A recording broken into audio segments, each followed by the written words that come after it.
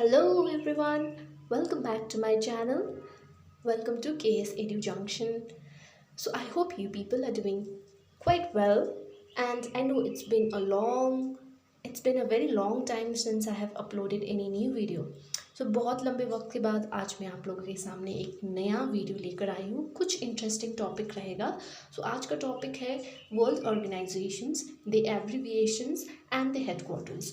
सो मैंने ये टॉपिक इसलिए पिकअप हुआ है क्योंकि ये हमें हेल्प कर सकता है एवरीडे स्टैटिक जीके इम्प्रूव करने के लिए, या जो भी कोई भी एग्जामिनेशंस के लिए प्रिपेयर कर रहे हैं, चाहे वो यूपीएससी हो या एसएससी हो या कोई भी रिलेटेड एग्जामिनेशन, जहाँ पे इन सारे ऑर्गेनाइजेशंस के बारे में जानना हमारे लिए बहुत इंपॉर्टेंट हो जाता है. तो ये वीडियो कहीं ना कहीं आपको हेल्प करने वाली है.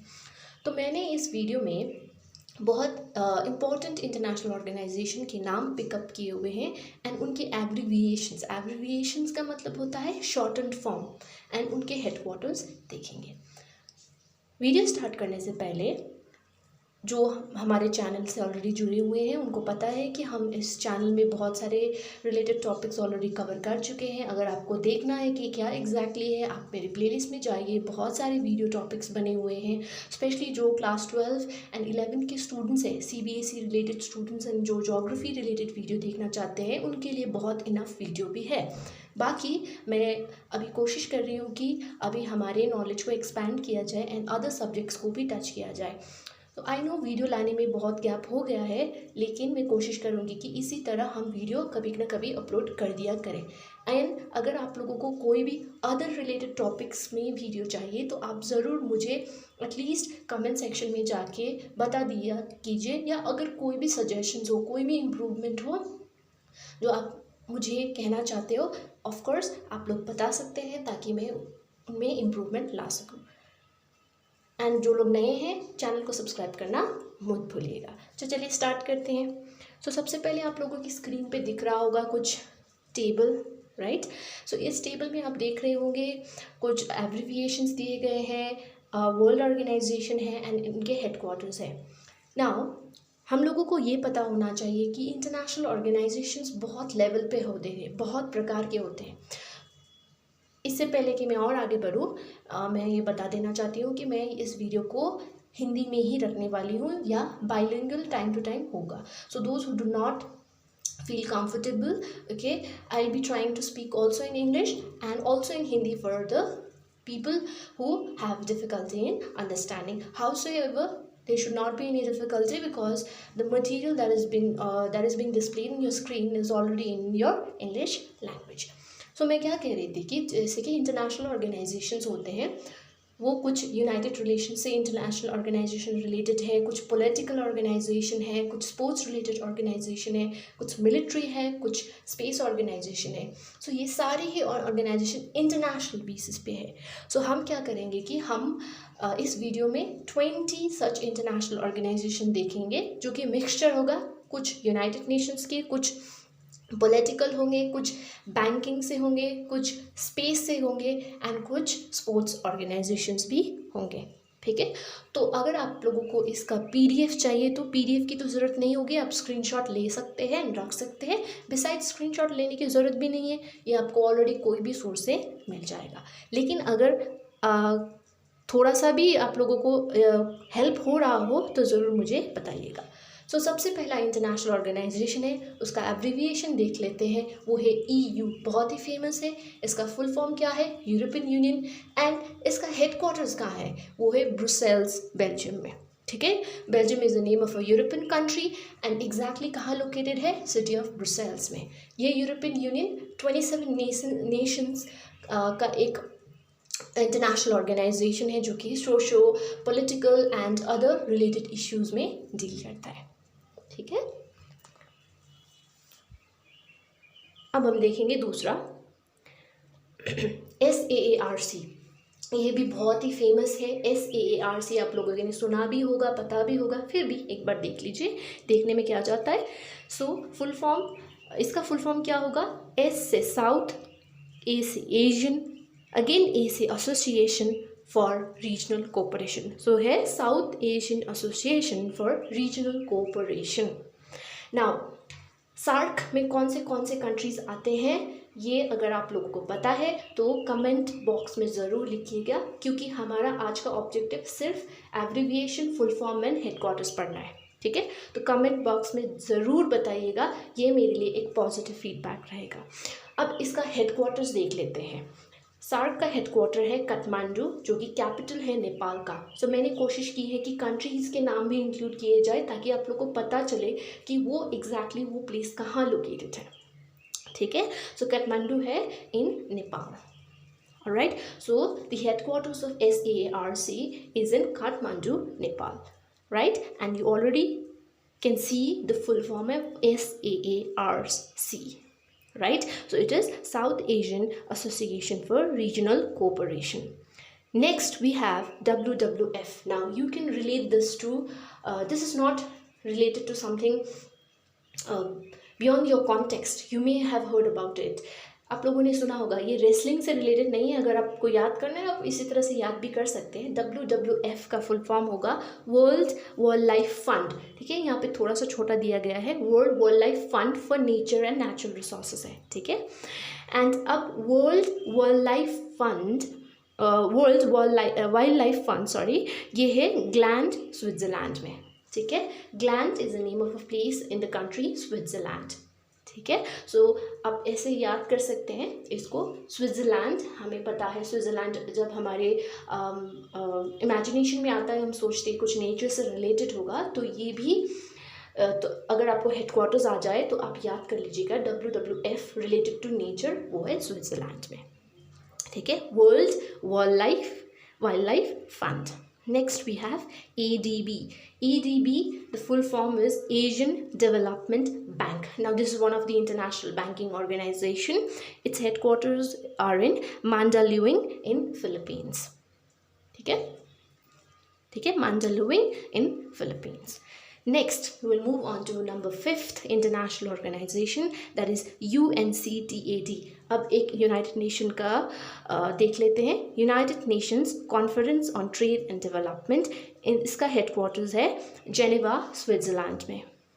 Geneva is a place in Switzerland, right. Then next will move on to 6th OECD.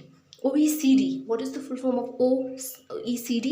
It is O for Organization, for E से Economic Cooperation and Development. Headquarters कहाँ है? Paris in France. Next we have 7 EEC, that's European Energy Commission. It is in Luxembourg, one of the European countries. Then we have UNEP, बहुत ही famous है, common भी है, United Nations environment programme. ये भी environment से related organisation है। Its headquarter is in Nairobi, Kenya. Then we have GATT, that is General Agreement on Tariffs and Trade. Its headquarter is in Geneva. Now where is Geneva? In Switzerland. बहुत सारे international organisations के headquarters Geneva होते हैं, ये भी एक quick trick है remember करने के लिए। Then we have IBRD, that is International Bank for Reconstruction and Development, जो कि वर्ल्ड बैंक भी कहा जाता है। Its headquarters are in Washington DC in United States of America. तो ये थे 10। अब नेक्स्ट स्लाइड में हम देखेंगे rest 10 of the remaining international organisation. So याद रखिएगा, मैंने सारे ऑर्गेनाइजेशन को ABCD से अरेंज नहीं किया, मैंने ऐसे ही अरेंज करके जस्ट कॉमनली पिकअप करके ये सब आप लोगों के लिए लेकर आई हूँ। Then we have WFP, that is World Food Programme. It is in Rome, Italy. Then we have UNFPA, that is United Nations Fund for Population Activities. Headquarters are in New York, United States of America. So can you see we have a lot of United Nations related international organizations. Then we have UNEC, that is United Nations Atomic Energy Commission, related to atomic energy, that is in New York. And we have UAE, oh sorry, this is not UAE, right? Please, there's a typing error here. You can write ICC. It is one of the sports organization. The full form is International Cricket Council. You may have heard about ICC repeatedly. Those who have keen interest in the field of cricket, they know it. That means the headquarters are in Dubai, United Arab Emirates. ESA, that is European Space Agency. Now कुछ space agencies भी देख लेते हैं हम, space organizations.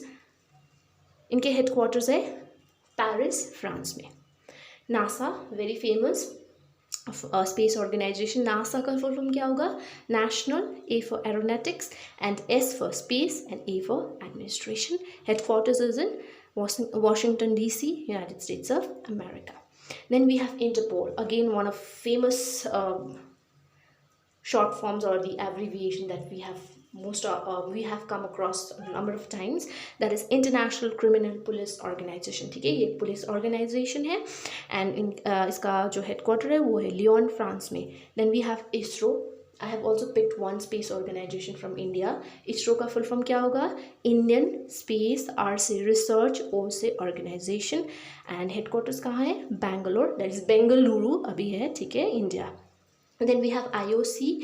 IOC का full form होगा International Olympic Committee. ये बहुत फेमस है अभी क्योंकि ओलंपिक्स हुए थे एंड इनके हेडक्वार्टर्स कहाँ है? ल्यूजैन, स्विट्ज़रलैंड में. Then last NATO. NATO मतलब North, A for Atlantic Treaty Organisation. Headquarters कहाँ है? ब्रुसेल्स, बेल्जियम में.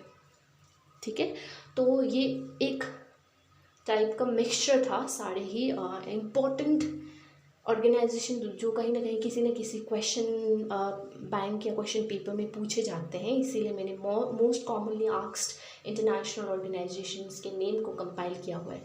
लेकिन अगर आप चाहते हैं कि हम अल्फ़ाबेटिकली जाएं A to Z, और अगर आप चाहते हैं कि एक वीडियो आए जो जहाँ पे A to Z वाले इंटरनेशनल ऑर्गेनाइजेशन है, उसके लिए आपको मुझे बताना पड़ेगा. बताएंगे कैसे? वो सोर्स है कि आप लोगों को टाइपिंग करके कमेंट सेक्शन में बताना पड़ेगा कि आप चाहते हो या नहीं चाहते हो. एंड बिसाइड्स, अगर आपको मेरे चैनल पे आके कहीं थोड़ा सा भी नॉलेज मिल रहा है, 1% भी, चलो मैं 90 या 99% नहीं बोलूँगी क्योंकि बहुत स्कोप है इम्प्रूवमेंट के लिए, एक ट्यूटर के लिए, एक लर्नर के लिए भी. तो अगर आपको 1% भी बेनिफिट हो रहा है, if you getting benefited even 1%, do like, subscribe and share my channel to expand our community. Now you should be knowing that to grow an educational channel it takes it all. Okay, educational channel इतनी जल्दी grow नहीं हो पाता है, success नहीं ले पाता है. It takes a long period of time. Howsoever, I am having all the patience, but some people they just come and this they just put in hate, okay, but they don't see the effort that a tutor or somebody is putting in an educational channel. ठीक है, channels तो बहुत सारे हैं, लेकिन अगर आप मेरे चैनल पे आ रहे हैं, थोड़ा सा भी बेनिफिट हो रहा है, तो क्यों ना थोड़ा सा कम्युनिटी को एक्सपैंड करने के लिए हमें मदद करिए. सब्सक्राइब कीजिए, लाइक कीजिए, शेयर कीजिए एंड कमेंट भी किया कीजिए. अगर आपको कोई भी बात अच्छी लगी हो तो एटलीस्ट एक स्माइली फेस भी काम हो जाएगा. Okay, so I hope you're getting some benefit. I am hoping, I am trying to improve myself and मैं चाहती हूँ कि आप लोगों को भी कुछ ना कुछ नॉलेज अक्रॉस मिलते ही रहे. ठीक है, तो हम क्यों ना एक इंटरैक्टिव कम्युनिटी बिल्ड करें. आपको अगर कुछ और ज़्यादा इनमें इस वीडियो से रिलेटेड कुछ ऐड करना हो तो कमेंट सेक्शन में ज़रूर बताइएगा. ठीक है, so I hope you all enjoyed today's video. Even if you did not enjoy, still you can suggest me. Okay, please put down your suggestion if you did not like it, or if you want me to do something else, please let me know in the comment section below.